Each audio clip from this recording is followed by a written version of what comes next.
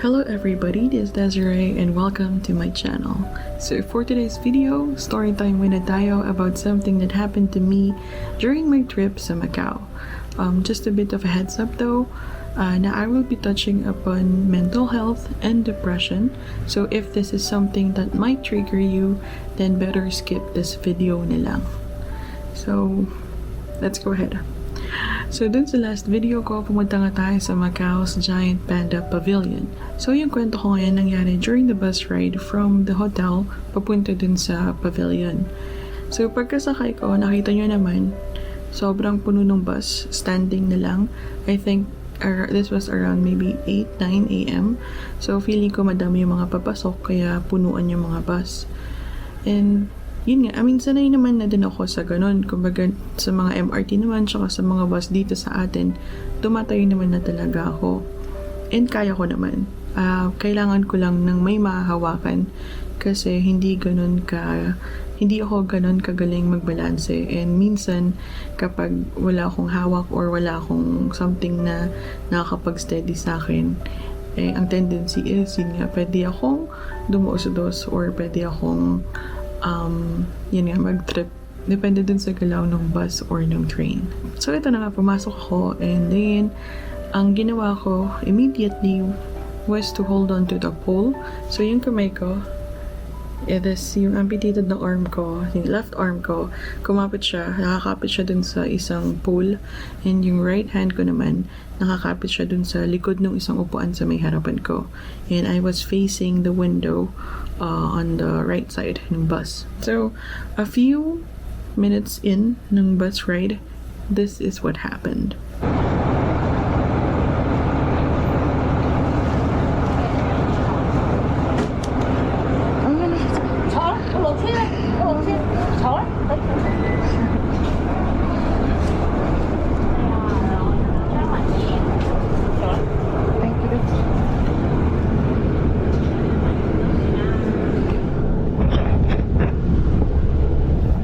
So as you've seen, tumayo talaga si Lola para lang paupuin ako.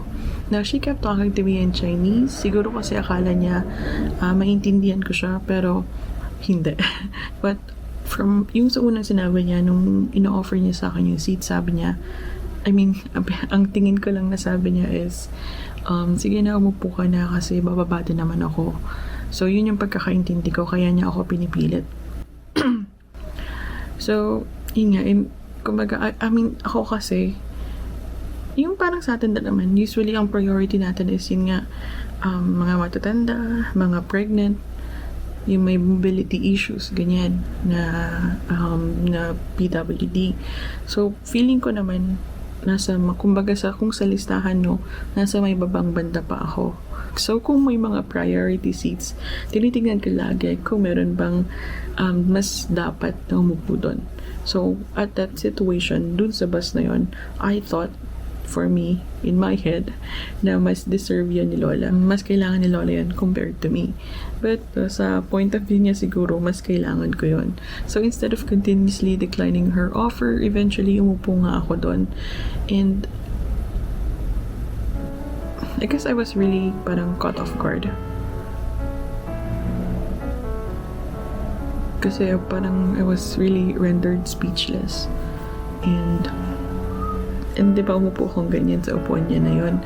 And siya naman, tumayo siya dun sa may likod ko. Malapit dun sa exit. And I kept looking back at her. Kasi parang, thank you. Yun lang yung sinasabi ko kasi hindi ko naman alam yung mga words na maintindihan niya. So, sinasabi ko lang is thank you. And she kept talking back to me in Chinese. And, again, hindi ko naintindihan. Pero yun nga, at that moment, I was just really grateful.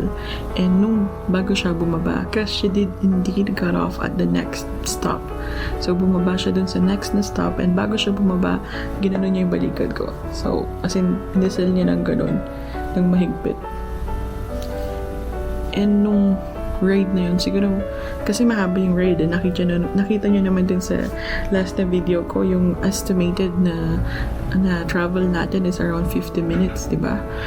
So, mahaba yung ride. So, siguro yung first 10 15 minutes. Nakaupo lang ako doon, nakatingin sa labas. And I was holding back my tears. As in, pigil na pigil akong umiyak. I mean, umiyak ako. Pero syempre, public setting pa rin. So, nahihiya ako. So, hindi ko siya pinapahalata. And I think napaka-profound ng moment na yun para sa akin. Kasi, at that time, at that months now, I think, is yun nga, yung mental health ko kasi hindi siya nasa, it's not at its best, kumbaga. Yun. Yun. So it's not at its best. And I think that I reacted the way that I did because our world is so chaotic. This country is so chaotic. I mean, for sure, sa buhay nyo, may mga kanya-kanya din tayong pinagdadaanan. And yung bang nasanay na ako na since ganun yung mundo, na parang hindi mo na masisisi yung mga tao na unahin yung mga sarili nila. That if they think first about themselves, na kunwari dun nga sa mga bus, mga situation na yun sa bus, sa mga MRT, kung kahit saan man. I mean, usually kasi diba, ang turo sa atin sa school is ipa-priority mo yung mga matatanda, mga buntis, mga PWD, ganyan. Pero minsan, or kadalasan na nakikita ko recently is hindi na yun nagagawa. Kasi nga, inuuna na ng tao yung sarili nila. Kasi kunwari, isang tao pagod sa trabaho, uunahin mo pa bang paupuin yung isang matanda, eh pagod ka din naman. So yun. So ganun yung nakikita ko na nangyayari lately. Kaya nung nangyari to, na itong isang lola, no, na mas, para sa akin, mas kailangan niya yung upuan, eh binigyan niya, give up niya yun para sa akin. I think it just really touched me na parang may mabait pa pala sa mundo, parang ganun. I mean, hindi naman sa sinasabi kong masama yung mundo, no? Pero minsan kasi, yun nga, yung parang nakakalungkot na kailangan pang may mangyari na mga ganito para lang maalala mo na, oo nga, meron pang kabaitan sa mundo, ganun. So yun, and since yun nga, at that time I was really struggling with my mental health. I think that it was something that I really needed that day. So ano ba yung point ko dito? Kasi pinag-isipan ko kung kukwento ko ba to, kung gagawan ko ba ng video. And naisip ko kasi na maybe kailangan nyo lang din ng reminder, ganun, na may mga mababait pa sa mundo and na kaya nyo din na magbigay ng kabaitan sa mundo. So yun, I think that's the purpose of this video, is just to remind you guys. And so sabi nga nila, di ba, kindness is a gift that everyone can afford to give. So yun, kung kunwaring kaya mo na maging mabait, so if you can like maybe hold down the elevator door, open the door for someone, give up your seat for someone that might need it more. I mean, alam mo yun, yung mga konting bagay lang, small acts of kindness that you can do na hindi naman masyadong makakasagabal sa buhay mo, then why not do it? Kasi hindi mo alam na baka yung liit na bagay na yun ay malaki para dun sa tao na pagbibigyan mo.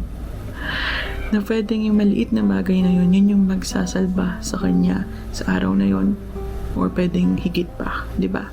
So that's the reason why I am doing this video. And I think I just wanna let you know then na hindi porket nagta-travel ka, eh kailangan lagi kang masaya. Because, you know, a part of me has been guilty kapag nalulungkot ako habang nasa travel ako, na parang grabe ka naman, I mean, binigyan ka na ng pribilehyo na makapaglibot, ganyan, makapag-gala, ganyan, pero may guts ka pa talaga na malungkot. So ganun yung sinasabi ko sa sarili ko, yun yung inner monologue ko.